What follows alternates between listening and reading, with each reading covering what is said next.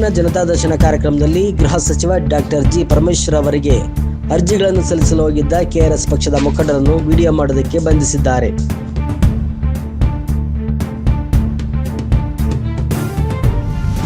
ಉತ್ತರಿಸದೆ ಪ್ರತಿಕ್ರಿಯಿಸದೆ ಹೋಗುತ್ತಿದ್ದ ಮಾನ್ಯ ಗೃಹ ಸಚಿವರಿಗೆ ಸ್ವಾಮಿ ಸ್ವಲ್ಪ ನಮ್ಮ ಮನವಿಯನ್ನು ಕೇಳಿ ಅಂತ ಕರೆದಾಗ ಅಲ್ಲೇ ನಿಂತಿದ್ದ ಪೊಲೀಸರು ಕತ್ತು ಹಿಡಿದು ಆಚೆ ನೂಕಿ ದರದರನ್ನು ಎಳೆದುಕೊಂಡು ಹೋಗುವ ದೃಶ್ಯ.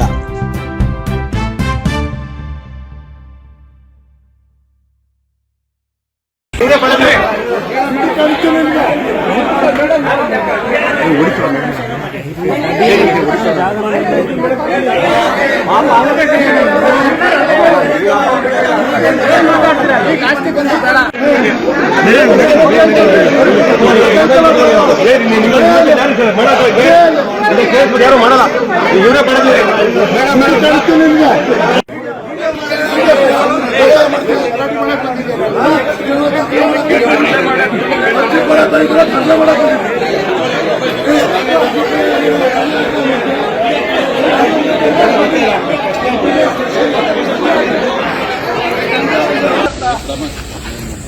ವಿಡಿಯೋ ಮಾಡಿದ್ರೆ ನೀವು ಇಟ್ಕೊಂಡು ಹೋಗ್ಬಿಟ್ರೆ ಏನರ್ಥ? ಅಲ್ಲ, ವಿಡಿಯೋ ಮಾಡಕ್ಕೆ ಅವಕಾಶ ಇಲ್ವಾ ಪ್ರಜಾಪ್ರಭುತ್ವದಲ್ಲಿ? ಏನಿದು ದಬ್ಬಾಳಕ್ಕೆ? ಗೃಹ ಮಂತ್ರಿ ಮುದ್ರಣೆ ಈ ತರ ಗೃಹ ಮಂತ್ರಿಗಳು ಅವ್ರ ಜೊತೆ ಮಾತಾಡಕ್ಕೆ ಇಲ್ಲ ಅಂದ್ರೆ ಏನರ್ಥ? ಜನಗಳ ಕಡೆ ಅವ್ರು ಜಾಸ್ತಿ ಬರ್ತಾರೆ ನಡ್ರ ಬರ ಕೊಡ್ತಾರೆ. ಜನ ಬಂದ್ರೆ ಇಲ್ಲ, ಅವರೇ ಕೊಡ್ತಾರೆ. ಜನಗಳೇ ಕೊಡ್ತಾರೆ. ಬಂದ್ರೆ ಇಲ್ಲಿ ಜನಗಳೇ ಕೊಡ್ತಾರೆ. ಬೈಲಿ. ನಮಸ್ಕಾರ, ನಾನು ಮಲ್ಲಿಕಾರ್ಜುನ್ ಭಟ್ರಳ್ಳಿ, ಕರ್ನಾಟಕ ರಾಷ್ಟ್ರ ಸಮಿತಿ ಪಕ್ಷದ ರಾಜ್ಯ ಕಾರ್ಯದರ್ಶಿ. ನನ್ನೊಂದಿಗೆ ನಮ್ಮ ಉಪಾಧ್ಯಕ್ಷರಾದಂಥ ಜ್ಞಾನಸಿಂಧು ಸ್ವಾಮಿ ಮತ್ತು ಸೋಮ್ ಸುಂದರ್ ಅವರಿದ್ದರು. ಮತ್ತು KRS ಪಕ್ಷದ ಹಲವಾರು ಸೈನಿಕರು ಇವತ್ತಿನ ಜನಸ್ಪಂದನ ಸಭೆಗೆ ಅರ್ಜಿ ಕೊಡ್ಲಿಕ್ಕೆ ಬಂದಿದ್ದು. ಉಸ್ತುವಾರಿ ಸಚಿವರಾದಂಥ ಜಿ ಪರಮೇಶ್ವರ್ ಅವ್ರನ್ನ ಭೇಟಿ ಮಾಡಲೇಬೇಕು, ಖುದ್ದಾಗಿ ಭೇಟಿ ಮಾಡಿ ಈ ಜಿಲ್ಲೆಯ ಸಮಸ್ಯೆಗಳನ್ನು ಅಹವಾಲುಗಳನ್ನು ಹೇಳಬೇಕು ಅಂತ ಬಂದಿದ್ವಿ. ಅದರಲ್ಲಿ ಭಾಳ ಮುಖ್ಯವಾದಂಥದ್ದು ಅಂದರೆ ತುಮಕೂರು ಜಿಲ್ಲೆಯ SP ಮತ್ತು DC ಅವ್ರನ್ನ ಮೊದಲು ಈ ಜಿಲ್ಲೆಯಿಂದ ವರ್ಗಾವಣೆ ಮಾಡಿ ಅಂತ ಅಧಿಕೃತವಾಗಿ ನಾವು ಪತ್ರವನ್ನು ಕೊಡೋದಕ್ಕೆ ಅಂತಲೇ ಬಂದಿದ್ದು. ಹಲವಾರು ರೀತಿಯ ನ್ಯೂನತೆಗಳಿದೆ. ತುಮಕೂರು ಜಿಲ್ಲಾಧಿಕಾರಿ ಮೇಲೇ ಚಾರ್ಜ್ ಶೀಟ್ ಇದೆ. ಈಗ ಅಂದರೆ ಆರೋಪಗಳಿದ್ದಾವೆ. ತುಮಕೂರು ಜಿಲ್ಲಾಧಿಕಾರಿಗಳು ತಮ್ಮ ಡಿಜಿಟಲ್ ಸಹಿಯನ್ನೇ ದುರ್ಬಳಕೆ ಮಾಡಿಕೊಂಡು ಸರ್ಕಾರಿ ಭೂಮಿಯನ್ನು ಪರಭಾರೆ ಮಾಡಿರ್ತಕ್ಕಂಥ ನೌಕರನ ವಿರುದ್ಧ ಇವತ್ತಿನ ತನಕ ಅವರು FIR ಮಾಡಿಸಿಲ್ಲ, ಕ್ರಮ ತಗೊಂಡಿಲ್ಲ. ಅಂದರೆ ಅವರು ನೇರವಾಗಿ ಹೊಣೆಗಾರರಿದ್ರಲ್ಲಿ. ಇದಕ್ಕೆ ಪ್ರಶ್ನೆ ಮಾಡಕ್ಕೆ ಹೋದಂಥ KRS ಪಕ್ಷನ ಅವತ್ತೇನೆ ಅವರು ಪೊಲೀಸ್ ಇಲಾಖೆ ದುರ್ಬಳಕೆ ಮಾಡ್ಕೊಂಡು ಕಚೇರಿ ಇಡೀ ರಾಜ್ಯದ ವಿಧಾನಸೌಧಕ್ಕೂ ಇರಲಿಲ್ಲ ಅಂತ ಸರ್ಪಗಾವಲಿಟ್ಕೊಂಡು ತುಮಕೂರು ಜಿಲ್ಲಾಧಿಕಾರಿಗಳು ವರ್ತನೆ ಮಾಡಿದ್ರು. ಅದ್ರ ಬಗ್ಗೆ ಒಂದು ಮೊದಲನೇ ಆರೋಪ ಇದೆ. ಅವ್ರದ್ದು ಸರ್ಕಾರಿ ವಾಹನವನ್ನು ದುರ್ಬಳಕೆ ಮಾಡ್ಕೊಂಡಿದ್ದಾರೆ ಅಂತ ಅವರ ವಾಹನ ಚಾಲಕನೇ ಆಪಾದನೆ ಮಾಡಿದ್ದಾನೆ. ಮಾಧ್ಯಮಗಳಲ್ಲೂ ವರದಿಯಾಗಿದೆ. ಇಲ್ಲಿನ ತನಕ ಅವರು ಅದಕ್ಕೆ ಸಂಬಂಧಪಟ್ಟಂಗೆ ಸ್ಪಷ್ಟೀಕರಣ ಕೊಟ್ಟಿಲ್ಲ. ಒಂದು, ತುಮಕೂರು ಜಿಲ್ಲೆ ಒಳಗೆ ಸಂವಿಧಾನದ 19ನೇ ವಿಧಿಯ ಅನ್ವಯ ಪ್ರತಿಭಟನೆ ಮಾಡ್ತಕ್ಕಂಥದ್ದು, ಗಾಂಧಿ ಮಾರ್ಗದಲ್ಲಿ ಪ್ರತಿಭಟನೆ ಮಾಡೋದು ಪ್ರಜಾಪ್ರಭುತ್ವದ ಹಕ್ಕು. ಅದನ್ನು ಹತ್ತಿಕ್ಕಿದ್ದಾರೆ. ಅವರೊಂದು ಆದೇಶ ಮಾಡಿದ್ದಾರೆ ಜಿಲ್ಲಾಧಿಕಾರಿಗಳು. ಯಾವುದೇ ಸಂಘ ಸಂಸ್ಥೆಗಳು ತುಮಕೂರು ಜಿಲ್ಲೆಯಲ್ಲಿ ಪ್ರತಿಭಟನೆ ಮಾಡಬೇಕಾದ್ರೆ ಸಂಬಂಧಪಟ್ಟಂತ ಇಲಾಖೆಯಿಂದ ಪರ್ಮಿಷನ್ ತಗೋಬೇಕು ಅಂತ ಹೇಳಿದ್ದಾರೆ. ಆದರೆ ಅವರು ರಾಜಕೀಯ ಪಕ್ಷಗಳನ್ನು ಹೊರತುಪಡಿಸಿದ್ದಾರೆ ಅವರ ಆದೇಶದಲ್ಲಿ. ಕೇವಲ ಸಂಘ ಸಂಸ್ಥೆಗಳು ಮಾತ್ರ ಪ್ರತಿಭಟನೆ ಮಾಡ್ತಾವ, ರಾಜಕೀಯ ಪಕ್ಷಗಳು ಪ್ರತಿಭಟನೆ ಮಾಡೋದಿಲ್ವಾ? ಈ ರೀತಿಯ ತಾರತಮ್ಯವನ್ನ ಸಂವಿಧಾನದ 19ನೇ ವಿಧಿನಲ್ಲಿ ಅವ್ರಿಗೆ ಅನುಸರಿಸೋದಕ್ಕೆ ಅವಕಾಶ ಎಲ್ಲಿದೆ?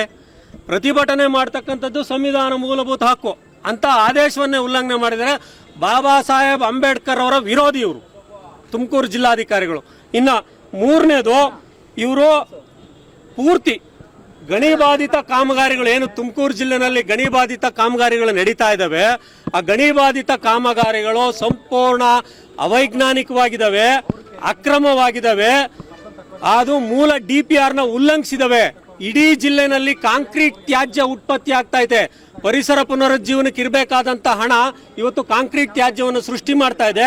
ಅದನ್ನು ಚಿಕ್ಕನಾಯಕನಹಳ್ಳಿ ಸಭೆನಲ್ಲೇ ಲಿಖಿತವಾಗಿ GPS ಫೋಟೋ ಸಮೇತ ಅವರಿಗೆ ಮನವರಿಕೆ ಮಾಡಿಕೊಟ್ಟಿದ್ದೀವಿ.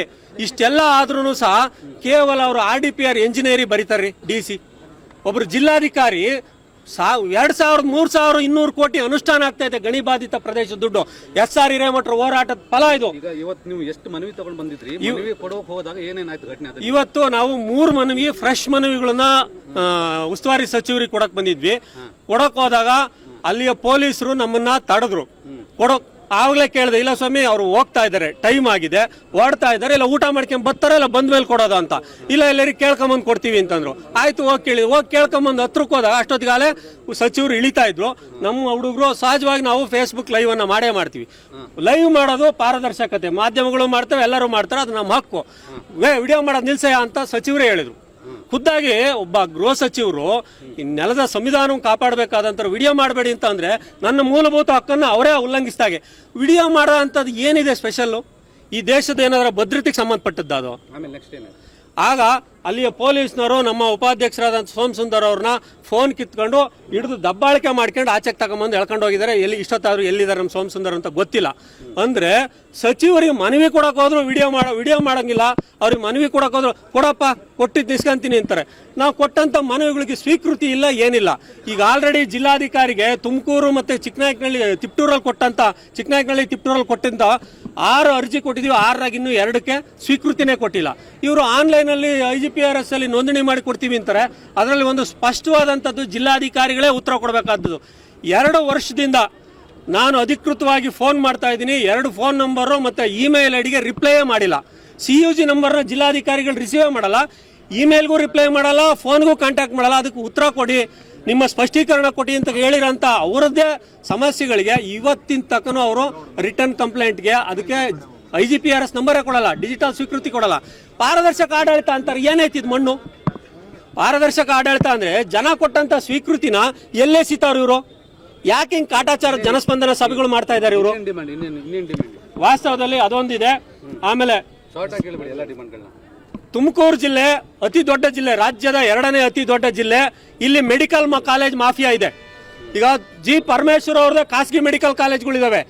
ತುಮಕೂರು ಜಿಲ್ಲೆ ದೊಡ್ಡ ಜಿಲ್ಲೆ ಆಗಿದ್ರು ಸರ್ಕಾರಿ ಮೆಡಿಕಲ್ ಕಾಲೇಜ್ ಇಲ್ಲ. ಯಾಕೆ ನಮ್ಮ ಬಡವ್ರ ಮಕ್ಳು ಓದಂಗಿಲ್ವಾ?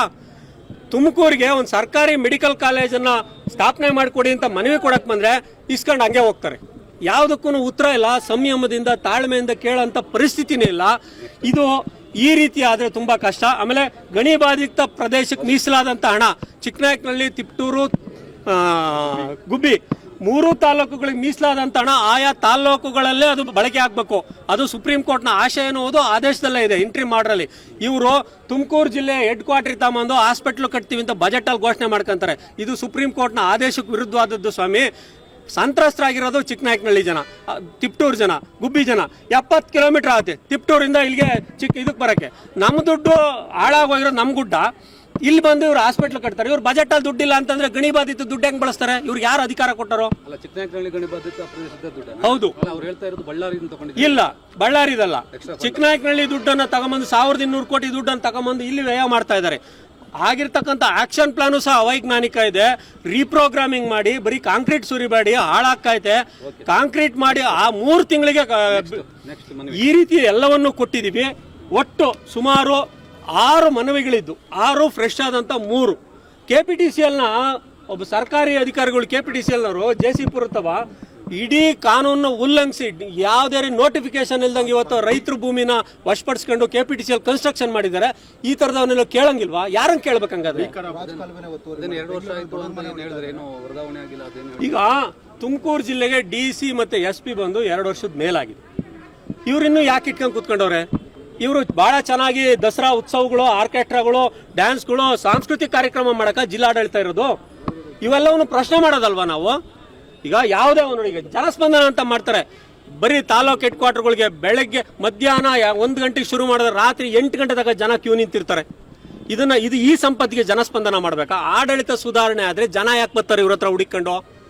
ಆಡಳಿತ ಇವ್ರಿಗೆ ಮಾಡಕ್ಕೆ ಬರೋಲ್ಲ. ಕಂದಾಯ ಇಲಾಖೆಯಿಂದ ಎಲ್ಲ ಇಲಾಖೆಗಳು ಪೆಂಡಿಗಟ್ಲೆ ಡಾಕ್ಯುಮೆಂಟೇಶನ್ ಪೆಂಡಿಂಗ್ ಬಿದ್ದಿದ್ದಾವೆ. ಇದನ್ನ ಈ ರೀತಿಯ ಕಾಟಾಚಾರದ ಸಭೆಗಳನ್ನ ಅವ್ರು ಯಾರೋ ಹೇಳ್ತಾರೆ, ಅವ್ರ ಹಿಂಬಾಲಕರು, ನೀವು ಶೋ ಆಫ್ ಮಾಡಕ್ ಬತ್ತಿದ ಅಂತ ಹೇಳ್ತಾರೆ. ನಾಚಿಕೆ ಆಗ್ಬೇಕು ಅವ್ರಿಗೆಲ್ಲ. ಯಾರನ್ನೇ ಆಗ್ಲಿ, ನಮಗೂ ಗೌರವ ಇದೆ. ನಮ್ಮ ಜಿಲ್ಲೆಯ ಉಸ್ತುವಾರಿ ಸಚಿವರು, ಸಂಭಾವಿತ ರಾಜಕಾರಣಿ ಅಂತ ನಾವು ಬಹಳ ಗೌರವಿಸ್ತಾ ಇದ್ದು. ಇವ್ರ ವರ್ತನೆ, ಪರಮೇಶ್ವರ್ ಅವರ ವರ್ತನೆ, ಯಾಕೆಂದ್ರೆ ಇವ್ರೇನು ರಾಜ ಮಹಾರಾಜರ ಕಿರೀಟ ಅಲ್ಲ, ಇದೇನೋ 5 ವರ್ಷಕ್ಕೊಂದ್ಸತಿ ಬರೋದು. ಇವರು ಮಾಜಿ ಆದ್ರೆ ಅವರು ಅಷ್ಟೇನೆ, ನಮ್ಮಂಗೆ ಜನಸಾಮಾನ್ಯರು. ಅದೇನು ಗೆಲ್ತಿದ್ದಂಗೆ ಇವರು ಮಂತ್ರಿಗಳಾಗ್ತಿದ್ದೆ, ಗೂಟದ ಕಾರ್ ಬರ್ತಿದ್ದಂಗೆ ಇವ್ರಿಗೇನು ತಲೆನೇನಿಲ್ಲ. ಜನಸಾಮಾನ್ಯರು ಮಾತಾಡ್ಸಕ್ ಬಂದ್ರೆ ಅದಕ್ಕೊಂದು ಬಣ್ಣ ಕಟ್ತಾರೆ, ದೂರ ನಿಲ್ಸೋದು, ಇವೆಲ್ಲ ಒಂದು ರೀತಿ ಅಸಹ್ಯವಾದಂತ ನಡವಳಿಕೆಗಳು. ಇದನ್ನ KRS ಪಕ್ಷ ಖಂಡಿತವಾಗೂ ಖಂಡಿಸುತ್ತೆ. ಇರೋದಕ್ಕೂ ವರ್ಗಾವಣೆ ಆಗೋದಕ್ಕೂ ನಿಮ್ಗೂ ಏನ್ ಸಂಬಂಧ ಅಂತ? ಈಗ ಯಾವುದೇ ಒಬ್ಬ ಅಧಿಕಾರಿಗಳು ಅನಗತ್ಯವಾಗಿ ಈಗ ಸುಮ್ಮನೆ ಬಂದು ಈಗ ನೋಡಿ ದಬ್ಬಾಳಿಕೆ ಮಾಡ್ತಾರೆ. ಪರಮೇಶ್ವರ್ ಅವ್ರಿಗೆ ಮನವಿ ಕೊಡಕ್ಕೆ ಹೋದ್ರೆ ಅವ್ರನ್ನ ಅರೆಸ್ಟ್ ಮಾಡೋದು. ಈ ರೀತಿಯ ಅವ್ರಿರೋದು ಜನ. ಈಗ ಸೋಮಸುಂದರ್ ನಮ್ಮ ಉಪಾಧ್ಯಕ್ಷರನ್ನ ಹಲವಾರು ಸಮಸ್ಯೆಗಳಂತಂದ್ರಿ ಅವ್ರುಕೊಳ್ಳುವಂತದ್ದು ಅಧಿಕಾರಿಗಳು ಇಲ್ಲೇ ಠಿಕಾಣಿ ಹೂಡಿದ್ದಾರೆ, ಅವರು ವರ್ಗಾವಣೆ ಆಗ್ಬೇಕು ಅನ್ನೋ ಸಮಸ್ಯೆ ಅಲ್ವಲ್ಲ. ಹೌದು, ಸರ್ಕಾರದ ಆಡಳಿತ ಕುಸ್ತಿದೆಯಲ್ಲ. ಹೆಂಗ್ ಸಮಸ್ಯೆ ಆಗುತ್ತೆ? ಈಗ ಉಳಿಯಾರಲ್ಲಿ ಒಂದು ಲಾಕಪ್ ಡೆತ್ ಆಯ್ತು, SP ಖುದ್ದಾಗಿ ಭೇಟಿ ಮಾಡಿದ್ರು. ಪೊಲೀಸ್ ಠಾಣೆನಲ್ಲಿ ಒಬ್ಬ ವ್ಯಕ್ತಿ ಕರ್ಕೊಂಬಂದು ಇಲ್ಲೀಗಲ್ ಆಗಿ ಅವ್ನ ಅರೆಸ್ಟ್ ಮಾಡಿ ಇಟ್ಕೊಂಬಂದವ್ರೆ. ಸತ್ ಮೇಲೆ FIR ಹರಿತಾರ್ರಿ ಪೊಲೀಸ್ ಇಲಾಖೆಯಲ್ಲಿ. SP ಹೋಗಿದ್ದಾರೆ, ಲಾಕಪ್ ಡೆತ್ಗೆ ಅವರೇ ಕಾರಣ ಆಗಾದ್ರೆ ಇಲಾಖೆ ಪ್ರೊಸೀಜರ್ ಲ್ಯಾಪ್ಸಸ್ ಅಲ್ವಾ? ಈಗ ಒಬ್ಬ DYSP ರಾಮಚಂದ್ರಪ್ಪ ಅನ್ನೋನು ಲೈಂಗಿಕ ಕಿರುಕುಳ ಕೊಟ್ಟ. ಅವ್ನು ಕಿರುಕುಳ ಕೊಟ್ಟ 3 ದಿವಸ ಆದ್ಮೇಲೆ ಅದ್ರ ಮೇಲೆ ಕ್ರಮ ತಗೊಂಡ್ರು. ಯಾಕೆ? ಇಲಾಖೆಯವ್ರ ಮೊನ್ನೆಯಿಂದ ಕಳ್ಳಂಬೆಳ್ಳದಲ್ಲಿ ಎಲ್ಲ ಸೋಷಿಯಲ್ ಮೀಡಿಯಾದಲ್ಲ ಲಂಚ ತಗೊಂಡಿರೋದು ಇಡೀ ಸೋಷಿಯಲ್ ಮೀಡಿಯಾದಲ್ಲಿ ಹರಡ್ತಾ ಇದೆ. ಖುದ್ದು ಲಿಖಿತವಾಗಿ ದೂರು ಕೊಟ್ಟಿದ್ದಾರೆ. ಇವತ್ತಿನ ತನಕ ಅವ್ರ ಮೇಲೆ ಆಕ್ಷನ್ ತಗೊಂಡಿಲ್ಲ. ಅಂದ್ರೆ ಲಂಚ ಭ್ರಷ್ಟಾಚಾರ ಇಲಾಖೆ ಲ್ಯಾಪ್ಸಸ್ ಅವ್ರ ಜವಾಬ್ದಾರಿಗಳಲ್ವಾ? ಯಾಕೆ ಅದನ್ನೇ ಕಾಲ ಸಾರ್ವಜನಿಕ ಸಮಸ್ಯೆ ಏನಲ್ವಲ್ಲ ಅದು ಅಂತ ಸರ್. ಲಂಚ ತಗೊಳ್ಳೋದು ಸಾರ್ವಜನಿಕ ಸಮಸ್ಯೆನೇ ಅಲ್ವಾ? ವರ್ಗಾವಣೆ ಆಗದೆ ಇರೋದು ಖಂಡಿತ.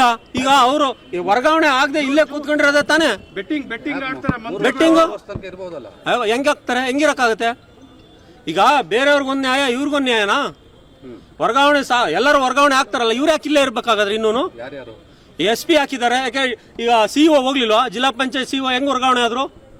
SP ಹಾಕಿರ್ಬೇಕು, DC ಹಾಕಿರ್ಬೇಕು 3 ವರ್ಷ ಕಳೆದ ಮೇಲೆ. ಹಾಗಾದ್ರೆ ಸರ್ಕಾರದ ನಿಯಮಗಳು ಯಾಕೆ ಮಾಡ್ತಾರೆ ಹಂಗಾರೆ? ನಾವು ಮಾಡಿರೋದಲ್ವಲ್ಲ, ಜನಸಾಮಾನ್ಯರು ಮಾಡಿರೋದಲ್ವಲ್ಲ. ಆಡಳಿತ ವ್ಯವಸ್ಥೆ ಮಾಡಿರ್ತಕ್ಕಂಥ ನಿಯಮಗಳು, ಸರ್ಕಾರ ಮಾಡಿದಂಥ ನಿಯಮಗಳನ್ನ ಸರ್ಕಾರನೇ ಅವ್ರು ಪಾಲಿಸದೆ ಹೋದ್ರೆ.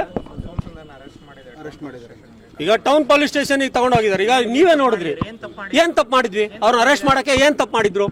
ಜನಸಾಮಾನ್ಯರು ಮಾತಾಡಿಸಿದ್ರೆ ಅರೆಸ್ಟ್ ಮಾಡೋದು. ಈಗ ಬೆಳಗ್ಗೆ ಯಾರೋ ಹೆಣ್ಣು ಮಗಳು ತನ್ನ ಅಹವಾಲು ಸೇಳಿಸ್ಕೋದ್ರೆ ಕತ್ತಿಡ್ದು ದಬ್ತಾರಂತೆ.